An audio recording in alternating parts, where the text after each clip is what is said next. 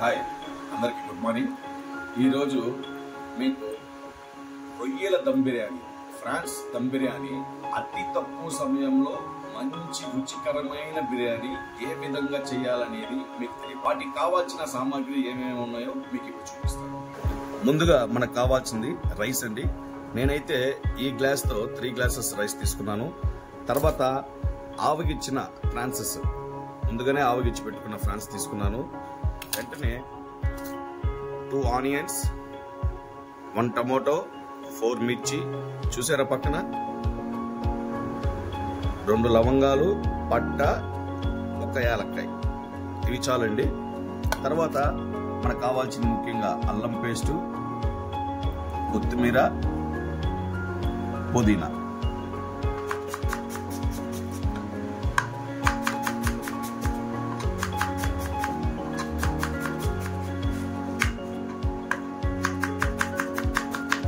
ఈ విధంగా సన్నగా కట్ చేసుకోవాలి.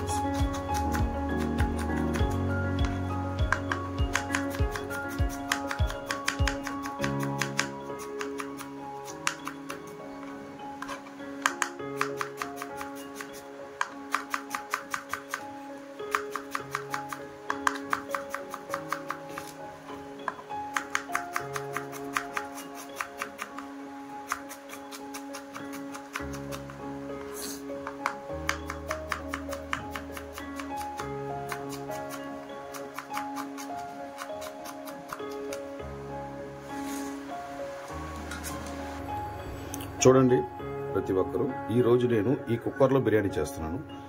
బిర్యానీలో కుక్కర్లో ఆయిల్ కొద్దిగానే పోసాను, ఎక్కువ పోసుకోలేదు, సరిపడా ఆయిల్ పోసాను. మొదటిగా యాలకులు, పట్టా, మొగ్గ వేసాను. తర్వాత పచ్చిమిరపకాయ, సన్నగా చీల్చిన పచ్చిమిరపకాయ, కట్ చేసుకున్న ఆనియన్స్ వేసుకున్నానండి. ఆనియన్స్ త్వరగా వేగాలంటే కొద్దిగా సరిపడు కల్లుప్పు వేయాలి. కల్లుప్పు కూడా ఆల్రెడీ మనము ఫ్రాన్స్ వేగించినప్పుడు కొద్దిగా సాల్ట్ వేసి ఉంటాము, చూసుకొని తగినంత వేయండి. మీకు కొద్దిగా స్పైసీగా కావాలంటే కొద్దిగా మిరప్పొడి వేసుకోవాలండి. 1 స్పూన్ కారపొడి వేసుకోవాలి. మేమైతే నెల్లూరు కాబట్టి కొంచెం స్పైసీగా తింటాము. ఆనియన్స్ ఈ విధంగా బాగా ఎర్రగా రోస్ట్గా వేగించుకోవాలి. అప్పుడే మనకి టేస్ట్ వస్తుంది, కలర్ వస్తుంది. కట్ చేసుకున్న 1 టమోటాను కూడా వేసాను. టమోటా వేగిన తర్వాత 2 స్పూన్స్ అల్లం పేస్ట్ వేసి కొంచెం వేగిద్దాం. 1, 2. ముందుగా మనం ఆవగించుకున్న రొయ్యలను వేసుకుందాం. ఇందాక మనం ఈ గ్లాస్తో 3 గ్లాసెస్ రైస్ నానబెట్టుకున్నాం కాబట్టి ఇప్పుడు మనకు కావాల్సినట్టు 6 గ్లాసెస్ వాటర్ ఇందులో కుక్కర్లో పోసుకోవాలి. 6 గ్లాసెస్, 3 గ్లాసెస్ రైస్కి 6 గ్లాసెస్ వాటర్. బాగా వాష్ చేసుకున్న కొత్తిమీర, పుదీనా వేసుకున్నాం.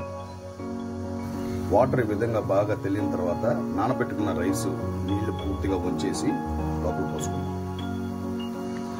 రైస్ వేసుకున్న తర్వాత 1-2 సార్లు బాగా కలబెట్టేసి కుక్కర్ మూత పెట్టేయాలి.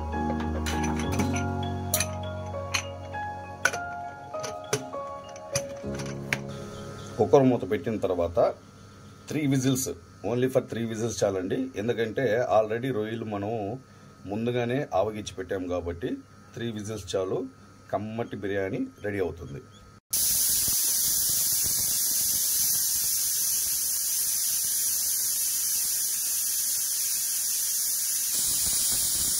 ఈ విధంగా 3 విజిల్స్ వచ్చిన తర్వాత గ్యాస్ స్టవ్ ఆపేస్తాను. బిర్యానీ కంప్లీట్ అయిన తర్వాత మూడు తీసి మీకు చూపిస్తున్నాను. ఈ విధంగా స్పైసీగా, కలర్ఫుల్గా, రుచికరంగా వస్తుంది.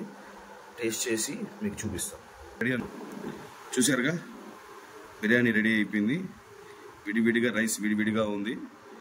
రొయ్యలు బాగా ఉడికిపోయినాయి, నీట్గా ఉంది. ఒకసారి నేను టేస్ట్ చేసి చెప్తాను.